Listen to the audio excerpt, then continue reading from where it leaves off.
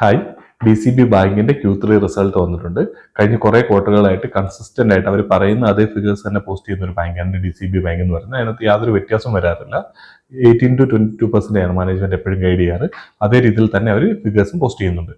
ഈ ക്വാർട്ടറിലെ റിസൾട്ടിലേക്ക് നമ്മൾ ഡയറക്റ്റ് കിടന്നാൽ അവരുടെ ലോൺ ബുക്ക് ഗ്രോ ചെയ്തിരിക്കുന്നത്, അവരുടെ അഡ്വാൻസ് ഗ്രോ ചെയ്തിരിക്കുന്നത് 18.5% ആണ്. അതേപോലെ തന്നെ അവരുടെ ഡെപ്പോസിറ്റ് ബുക്ക് ഗ്രോ ചെയ്തിരിക്കുന്നത് ഏകദേശം 19.5% ആണ്. അതായത് ലോൺ ബുക്കിൽ 18.5%, അതേപോലെ തന്നെ ഡെപ്പോസിറ്റ് ബുക്കിൽ 19.5% ഗ്രോത്ത് വരുന്നുണ്ട്. കൺസിസ്റ്റന്റ് ആയിട്ട് ഈ ഒരു രീതി തന്നെയാണ് കമ്പനി ഗ്രോ ചെയ്തുകൊണ്ടിരിക്കുന്നത്. ബാക്കിയുള്ള ഫിഗേഴ്സ് നോക്കിയാലും കമ്പനിയുടെ ഇപ്പോൾ GNPA നമ്പേഴ്സ് നോക്കിയാൽ ക്വാർട്ടർ ഓൺ ക്വാർട്ടർ നോക്കിയാൽ അത് കുറഞ്ഞുകൊണ്ടിരിക്കുന്നത് കാണാൻ പറ്റും.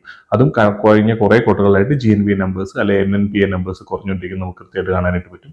പിന്നെ അതേപോലെ ROE എല്ലാ ക്വാർട്ടറിലും ഇംപ്രൂവ് ചെയ്തുകൊണ്ടിരിക്കുകയാണ്. ഈ ക്വാർട്ടറിൽ നോക്കിയാൽ ROE എന്ന് പറയുന്നത് ഏകദേശം 12.7% ആണ്, 71% ആണ് ഈ ക്വാർട്ടറിലെ ROE. ഈ ക്വാർട്ടറിൽ നമ്മൾ എപ്പോഴും ശ്രദ്ധിക്കേണ്ട ഒരു കാര്യമുണ്ട്. എല്ലാ